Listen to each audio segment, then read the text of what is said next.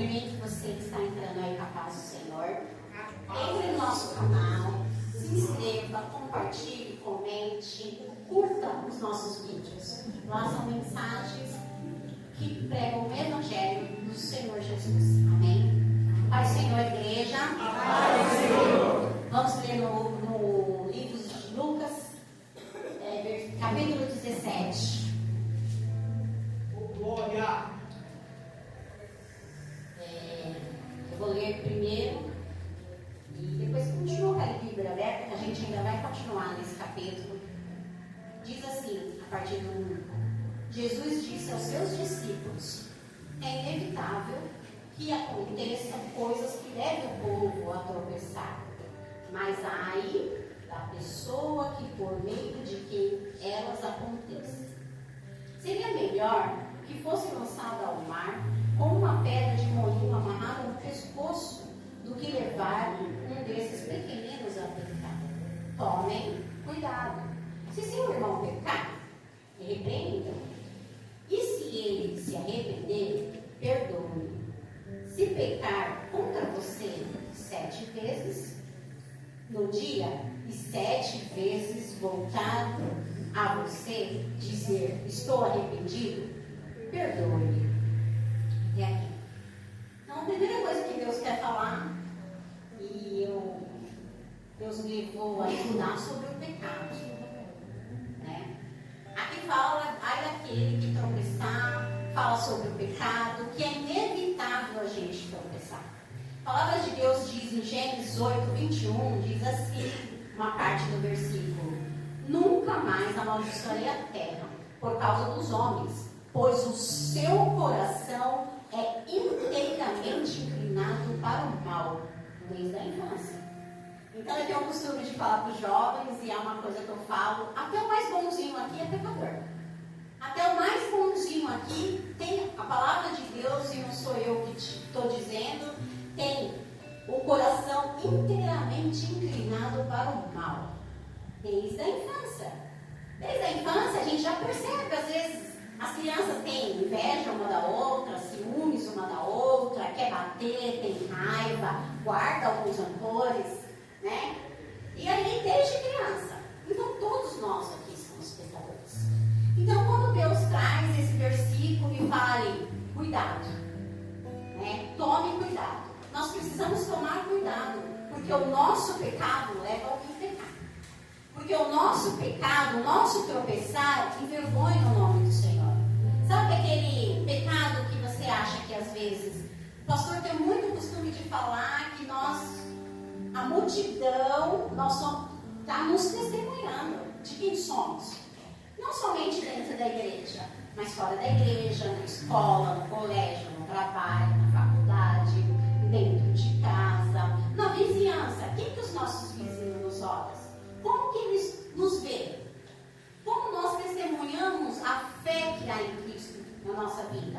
Como nós testemunhamos quando saímos todos os dias, todos os cultos com a Bíblia, e a gente passa, quem eles nos veem? Então, se eu peco, aquele que me assiste, eu induzo ele a pecar. Já começando por julgamento, porque ele nos julga. Ó, é crente. Para mim ser crente igual a fulano, prefiro ir para a igreja. A gente, além de ferir alguém, um dos pequeninos, né, que aqui diz, a palavra de Deus, que é melhor que sejamos lançados dentro do mar, um moinho no pescoço. Então a gente precisamos ter muito cuidado com o pecado. Aí depois ele vem falando do perdão. O perdão, o tão famoso perdão, que tão difícil é para liberar. Que não é fácil liberar perdão. Nós não liberamos perdão porque somos bonzinhos. Como diz em Gênesis 8, temos uma tendência ao mal. Muito mais fácil é eu guardar uma mágoa, eu guardar um rancor, eu ter sede de vingança, do que perdoar. Essa é a nossa natureza. A natureza que entrou através de Adão, é uma natureza adâmica. Não é porque, a irmã está falando que eu sou ruim, está pregando. Não, isso é a nossa natureza pecaminosa. Por isso que Deus lá, com Noé, ele tentou eliminar, porque o pecado fedia, chegava até Deus.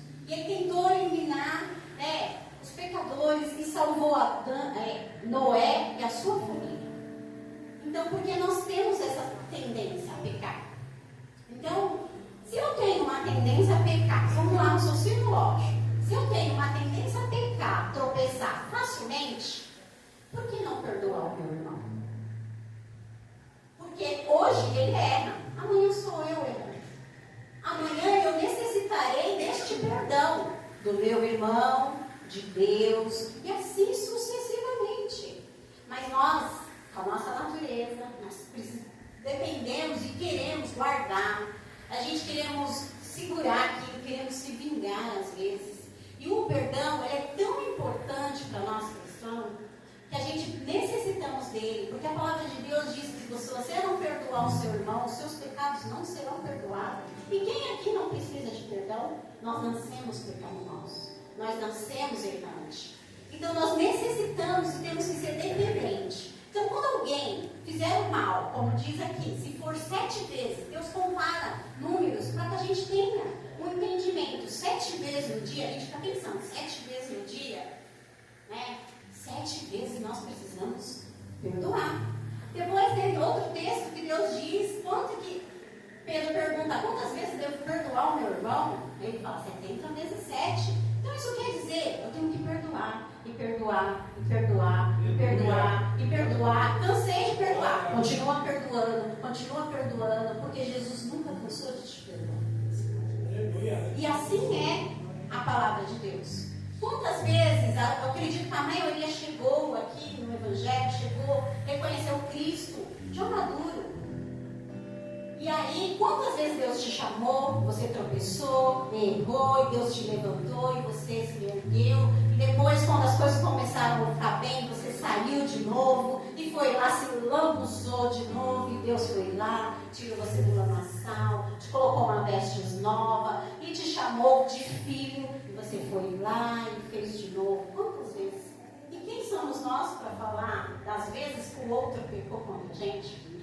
Então, perdoar, eu tenho o costume de falar, e tem um vídeo que eu amo, uma pastora, eu esqueci o nome dela, que ela fala que ela aprendeu a perdoar não porque ela é boazinha, porque ela é inteligente. Ela perdoa com a mente. Ela não sente vontade de perdoar.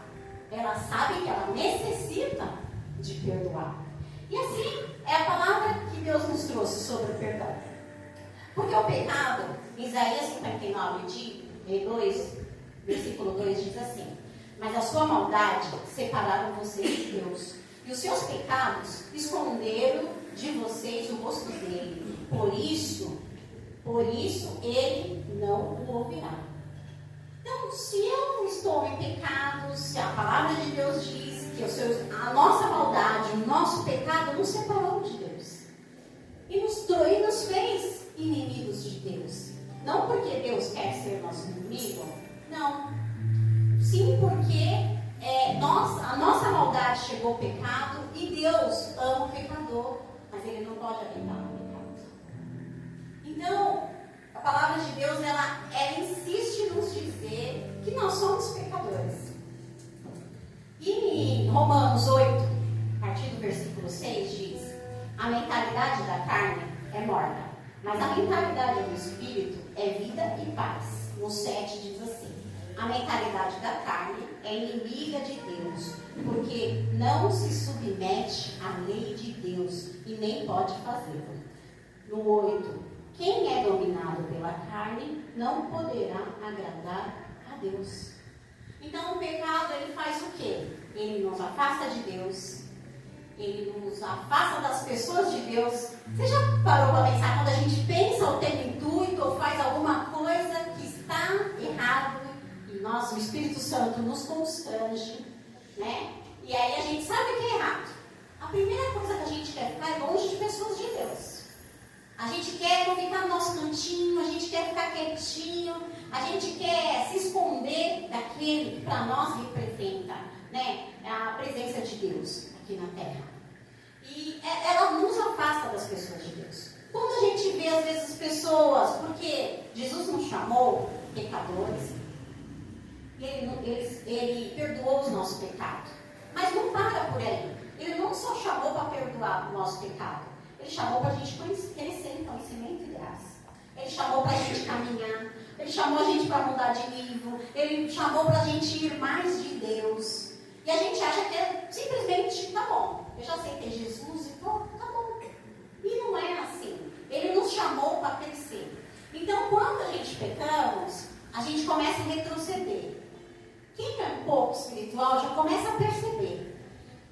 Já começa... E assim, eu estou falando de pecado, e às vezes a gente fala assim, nossa, pecou o quê? Adulterou, se prostituiu. E a gente tem o costume de falar, pecado de escândalo, pecado grande. Para Deus, pecado é pecado. Às vezes um sentimento de vingança que ninguém vê, ninguém viu. Por isso que não escandalizou, mas ele está dentro de você. Às vezes uma mágoa, ninguém viu, mas ele está dentro de você. Às vezes uma soberba, ninguém viu, está dentro de você. Então para Deus, pecado é pecado, não existe pecadão e pecadinho. Para Deus, Ele quer que nós simplesmente reconhecemos que somos mal, que há algum sentimento mal. Quando sentimos, reconhecemos que precisamos se render aos pés dele, que precisamos pedir perdão. Senhor, não é o que eu estou sentindo, mas eu sei que não te agrada. Isso me ajuda a tirar de dentro de mim. Nós precisamos ser humildes. Saul, quando pecou, a diferença entre Saul, o primeiro rei, e o segundo rei de Israel, a diferença foi a humildade. Porque Saul pecou e ele justificava o tempo todo os pecados que ele tinha. Quando Samuel chegava para ele, ele justificava, ele não era humilde o suficiente para falar, pisei na bola, errei, não deu certo, não deveria ter feito isso. E Davi? Davi adulterou, foi homicida, mas ele simplesmente, quando Deus revelou, porque Deus revela os nossos pecados para nós mesmos.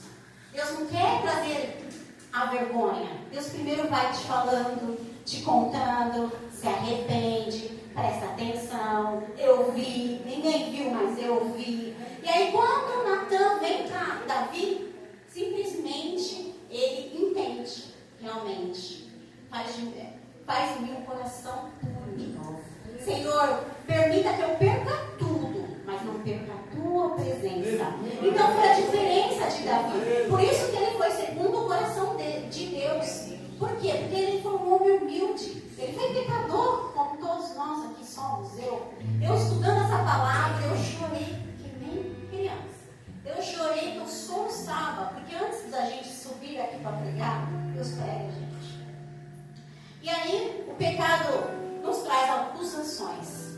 A acusação nos enfraquece tanto espiritualmente, porque pode ser que a pessoa ninguém viu, mas aquilo fica te acusando. E quem é o nosso acusador? Satanás é o nosso acusador. O Espírito Santo de Deus, ele não nos acusa. Há uma diferença, ele nos constrange, ele nos revela, ele nos constrange, nos dando direção para quê? Se arrepender, para se redimir. O Satanás não. Satanás, ele nos acusa dizendo, você é impuro, você não pode, você não deveria, mas assim, você é pequeno, você é falho, mas o Espírito Santo não. Ele, você errou, volta de onde caíste. É assim que o Espírito Santo trabalha. Ele não te condena, porque Deus é o único que pode nos julgar. E Ele não veio para nos condenar, Ele veio para nos absolver. Aleluia. O pecado enfraquece o nosso espírito e traz friezas espirituais. E agora eu quero ler a partir do 5. E diz assim: os apóstolos disseram ao Senhor, aumenta a nossa fé. E ele respondeu, se vocês tiverem fé do tamanho de uma semente de mostarda, poderão dizer a esta moreira, arranque-se e lança-se no mar, e ela obedecerá. Amém? Agora vamos falar de fé. Existem algumas fé. Existe uma fé natural, que todos nós nascemos com ela. A fé de acreditar em coisas lógicas e coisas com evidência. Essa é a fé. Por exemplo, eu pego o ônibus, vou para o meu emprego, eu sei que onde eu vou descer é no ponto do meu emprego. Então, isso é uma fé natural. Eu sei que eu saí com o destino de ir para algum lugar e lá eu chegarei, se Deus assim permitir. Né? Então, essa é a nossa fé natural.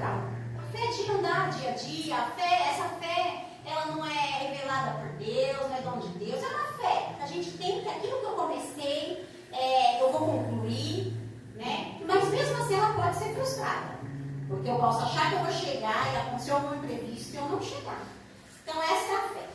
Existe uma fé, a fé salvadora. A fé salvadora, ela tem alguns passos. Primeiro eu preciso crer no Senhor Jesus, acreditar que Ele teve uma vida sem pecado aqui na terra.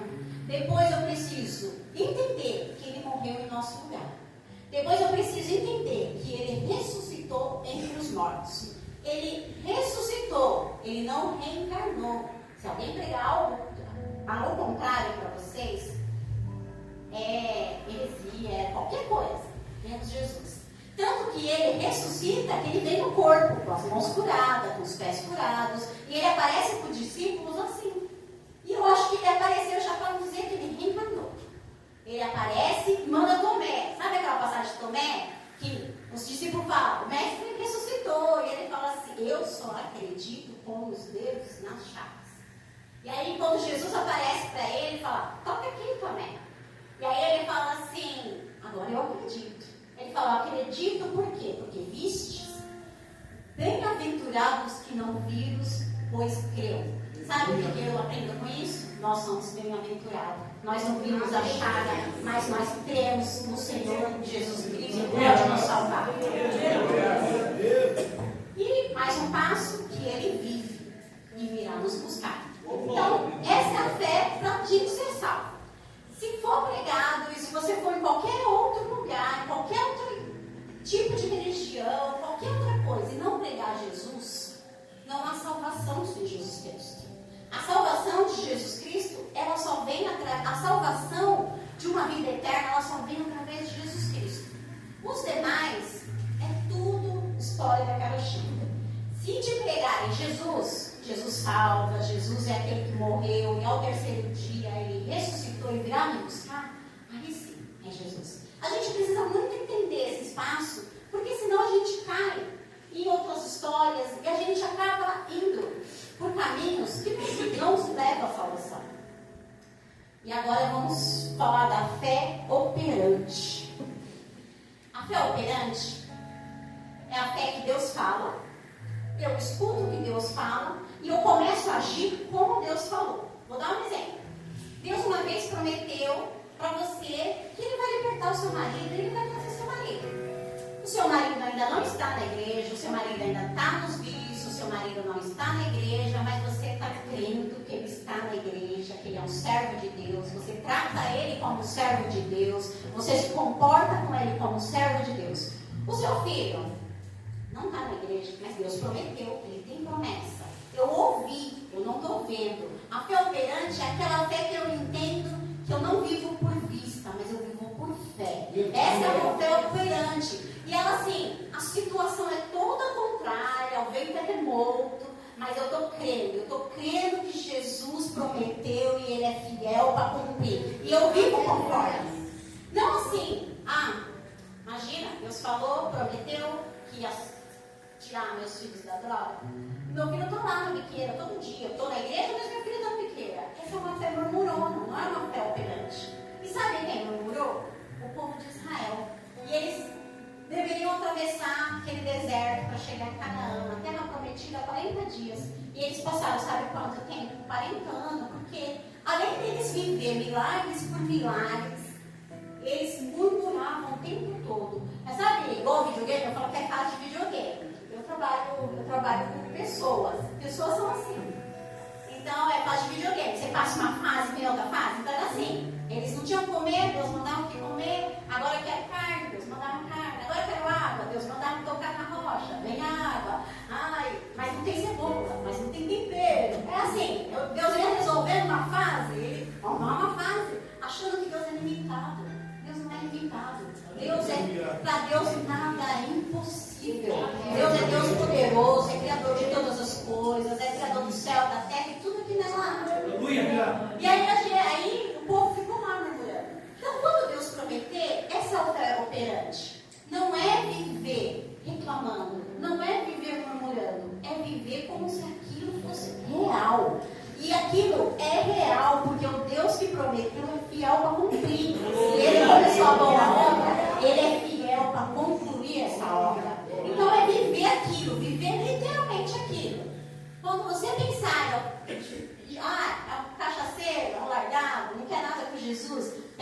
Não, ele tem promessa, ele já é um servo, ele já é um obreiro, ele já é um pastor, ele já é uma missionária. Ela está lá no mundo, ela está perdida, mas ela já é porque Deus falou que ela é. A gente precisa crer no que Deus fala, não crer na nossa circunstância, no momento, porque a nossa fé, ela muda. A nossa fé é pequenina. Por que os apóstolos aqui pedem? Aumenta a nossa fé. Em primeiro lugar, quando Deus fala em perdão, tem que ter fé. Então eles já pedem, pelo amor de Deus, tem que perdoar 7 vezes no dia só. Já acho que eles falaram, aumenta a nossa fé então.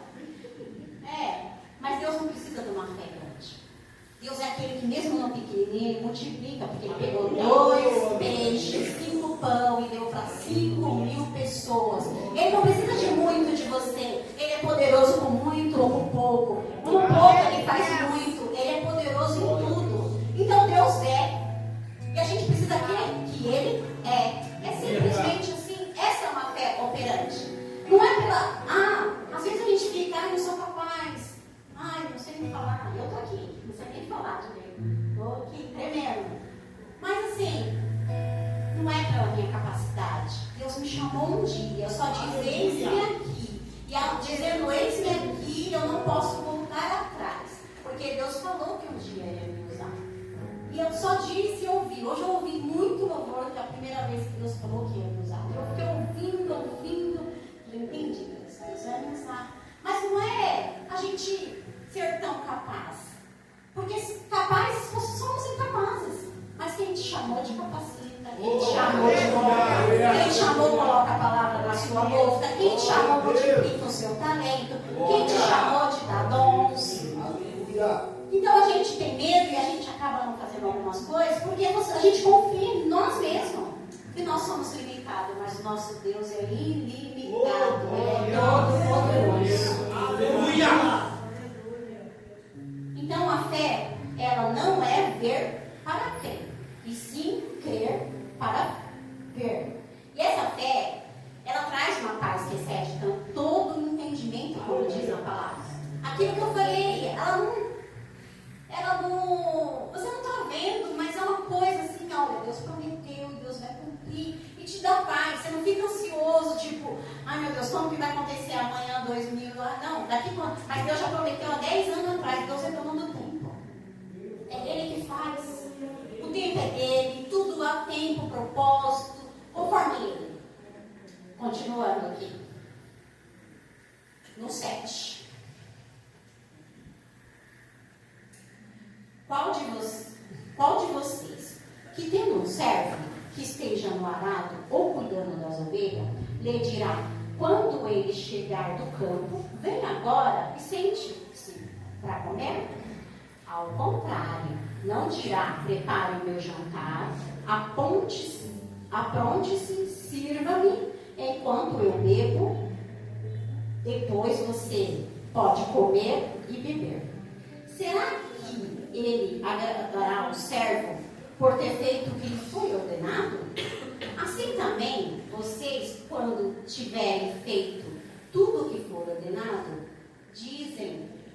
deverão dizer, somos servos inúteis, apenas cumprimos o nosso dever. Eu já ouvi algumas pregações com essa passagem, mas Deus me deu uma coisa bem diferente.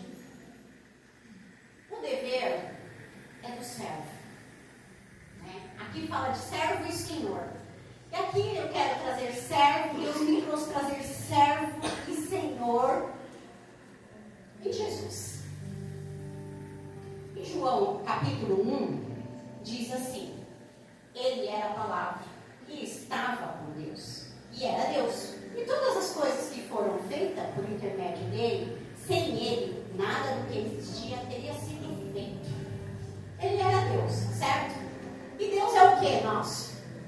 Senhor, certo? Até aqui tudo bem, gente. Amém? Amém? Então, Jesus era nosso Senhor.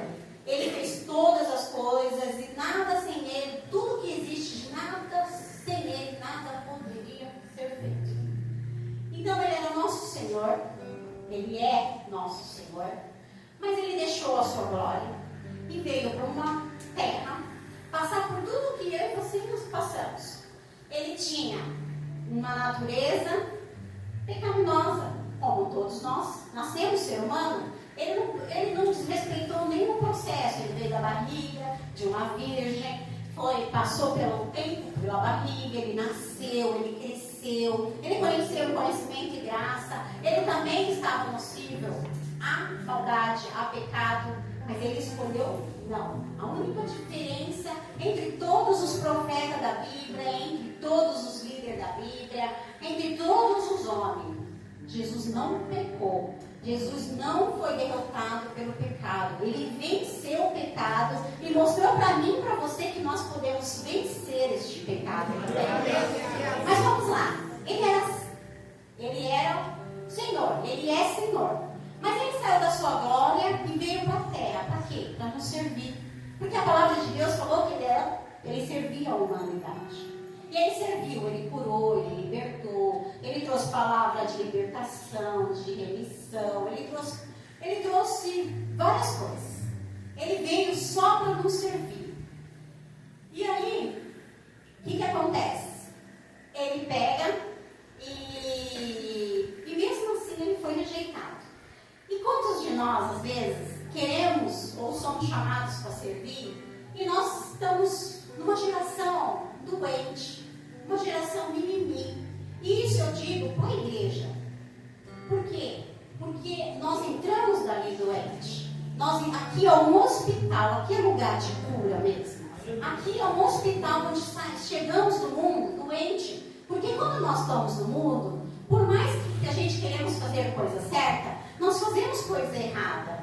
Sabe por quê? O diabo ele vem nos enganando, ele vem fazendo mentira para a gente acreditar que é certo. Como ele fez com Eva, não é?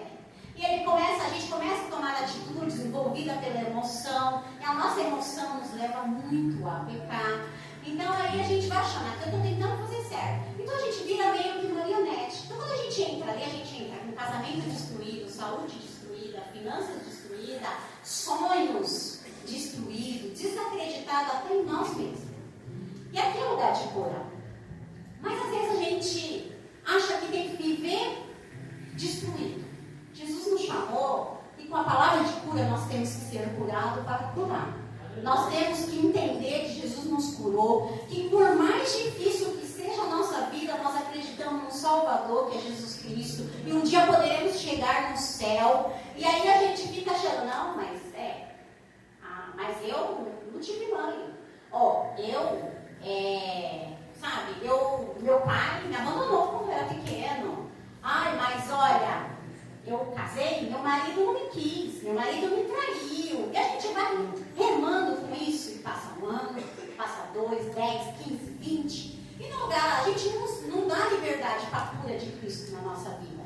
A gente fica ali, sabe, remando. E Jesus, ele veio e ele pegou quem? Os pecadores para seguir. 12 diferentes. O ensinamento, nós somos diferentes. Se Jesus, que é o Todo-Poderoso, pegou os diferentes, os trabalhosos, eu falo que ele pegou os mais trabalhosos, para andar do lado, quem somos nós para não querer os trabalhosos do nosso lado? Nós somos igreja. Igreja é corpo. Corpo é todo mundo junto. Sabe por quê? O corpo, a igreja não existe sozinha. Aquele que, eu sou assim, eu quero ficar no meu canto, eu não quero falar com ninguém, você não está conseguindo ser igreja. Porque igreja é estar todo mundo junto. Sabe por quê? Igreja é corpo. A mão só não faz um corpo. Um membro só não faz um corpo. Então você precisa ser membro, mas você precisa ser igreja. Você precisa ser membro de Cristo, mas precisa estar colado no corpo. E orientado por quê? Pelo cabeça que é Cristo. Só o cabeça que é Cristo que pode guiar o corpo. O cabeça, ele tem um poder, e ele é o todo, e ele é o dono, e ele que fala, mexe, vai, fica, anda, para, cura, liberta. Só Jesus que fala isso aqui, corpo. E nós somos igreja. E aí, eu já escutei muito, eu escuto, eu nasci assim, eu sou assim, eu vou morrer assim. Não, vou dar uma de pastora Priscila. Você nasceu pecador e vai para o inferno se você não mudar.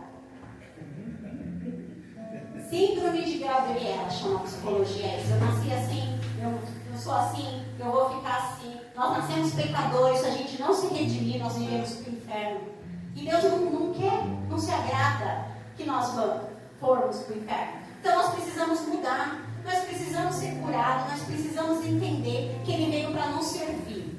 Só que o que Deus me trouxe? A igreja está doente, porque a igreja está tratando Cristo, só que Ele veio para nos servir, mas Ele fez o papel dele, morreu no meu e no seu lugar, Ele lavou os pés do discípulo, Ele foi o maior líder que nós podemos espelhar. E aí Ele morreu. A missão que Ele tinha, Ele cumpriu, Ele foi para a glória, Ele é nosso Senhor. E aí, como a igreja está tratando? A igreja, que eu falo, é a igreja em geral no Brasil. Eu não posso falar das igrejas fora, então tá. Mas se você parar para pensar, como que a igreja está tratando Cristo? A igreja está tratando Cristo como servo até hoje. Ele já foi servo, Ele já morreu em seu lugar, Ele já ressuscitou e irá te buscar. Ele não é mais servo, Ele é Senhor. Ou a gente entende que Ele é nosso Senhor, Ele não é nosso mordomo. Eu vejo um povo procurando Jesus como cabo aperta. Está tratando Jesus, que é nosso Senhor, como servo. Só para nos servir. Ele é poderoso para nos dar. Aí as coisas melhoram, eu caio fora. Eu vejo pessoas querendo entrar na igreja só quando não tenho nada para fazer. Hoje tem culto? Não tenho nada para fazer? Então eu vou para o culto. Está tratando Jesus como servo. Você precisa entender que Jesus não é servo. Jesus é o nosso Senhor e merece toda a honra, toda a glória, todo o louvor. A Ele todas as coisas foram feitas e Ele merece. E João 13, 14 diz assim: pois bem, sendo eu Senhor e mestre de vocês, lavei os seus pés. Vocês também deverão lavar os pés uns dos outros. Deus nos ensina que nós precisamos servir. E nada como servir para Jesus, cuidar dos filhos dele. Quem é mãe sabe. Quando a gente faz alguma coisa para o nosso filho, hiperagada. Tem até um ditado que eu já ouvi falar, que fala assim: quem na boca do meu filho adoça, a minha mente. Então assim, se você fazer, a gente que é mãe, a gente que é pai, a gente coloca no lugar, se fizer qualquer coisa para o nosso filho, como a gente é grato. Então, servir a Jesus é cuidar do filho dele. Sabe esse irmão que está do lado aí? Ele precisa, às vezes, de um abraço seu. Ele precisa, às vezes, de um eu te amo. Ele precisa falar: Jesus te ama. Coisa simples. E servir é isso. E a gente está querendo um Deus que parece mercado. A gente está fazendo da igreja um mercado. Eu vou lá buscar uma libertação. Eu não estou bem hoje, vou lá buscar uma cura. Depois eu passo 2, 3 meses sem aparecer na igreja. E aí eu entendo que eu sou servo. Quando eu muda, eu estava conversando isso esse dia no meu emprego com uma menina. E assim, a gente muda de nível. A gente chega, a gente toma leite, como diz a palavra, a gente é menino. De repente a gente tem que crescer. E aí a gente começa, o nível da gente muda. E aí as pessoas às vezes, mas por que vai tanto para a igreja? Às vezes as pessoas da nossa família até falam, mas todo dia, mas não posso, lógico que eu posso faltar, que a igreja não é prisão. Posso, mas eu não falto por gratidão. Por gratidão. Então, quando eu entendo que Deus me fez tantas coisas, Jesus operou em tantas coisas, mesmo quando eu nem queria saber dele. Quando eu olho para trás, eu fico vendo cuidado de Deus, livramento de Deus, bênção de Deus, e Deus operando, e Deus operando.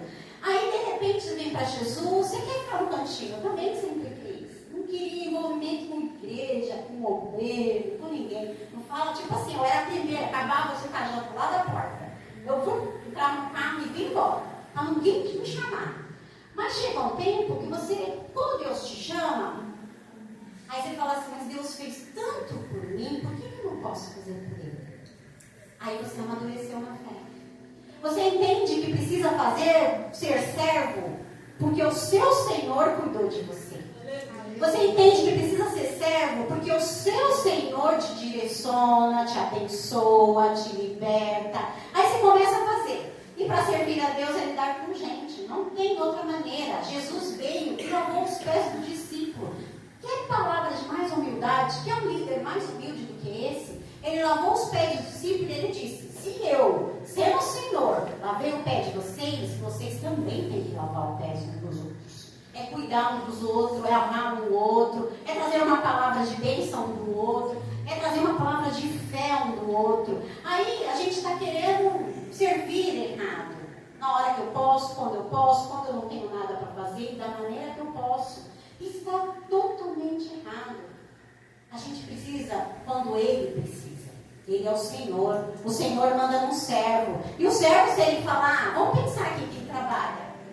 Quem trabalha tem um chefe, tem alguém, se é subordinado a alguém, você tem uma hierarquia. Se você falar agora eu não posso, você tem uma tendência a ser mandado embora. Você falar, ó, peraí, você pode me ajudar nisso aqui? Não, eu não quero. Você tem uma tendência a ser mandado embora.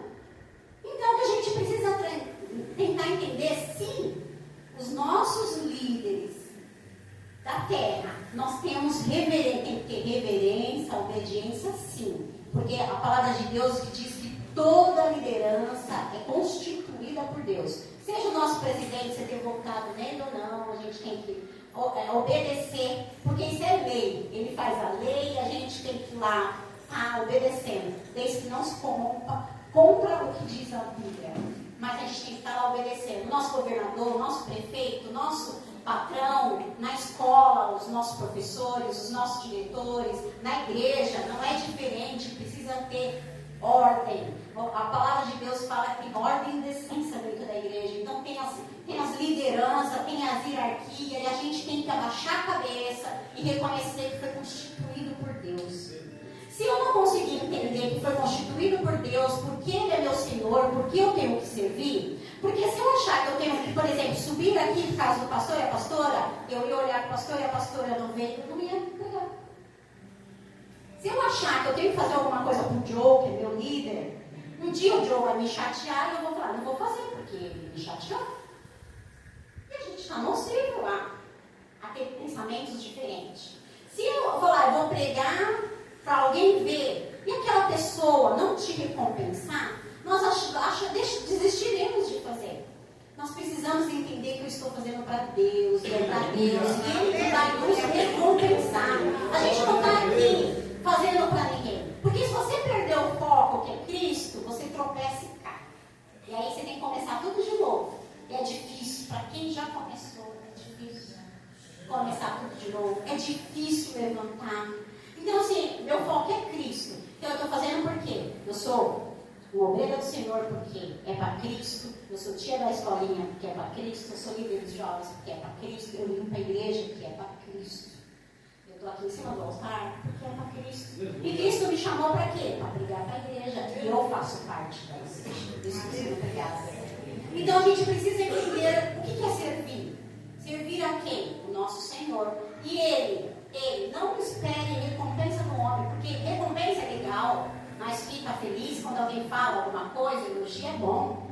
Mas vai ter momento que ninguém vai te falar nada. E se você não entender para quem que você foi chamado, e quem te levantou, e quem te chamou, e quem é seu Senhor, você vai ficar esperando recompensa do homem. E aí, onde falha a nossa servidão? Aí a gente desanima, não vou fazer não vou fazer porque... Não, fulano nem reconhece. Quem reconhece é Deus, quem precisa ver é Deus, é Ele que é o nosso Senhor, é Ele que é digno de toda a reverência, toda a glória, todo o louvor. Já estou acabando, gente. Então, nós precisamos entender para que nós estamos na igreja. Nós estamos na igreja porque nós queremos que Jesus é o Senhor.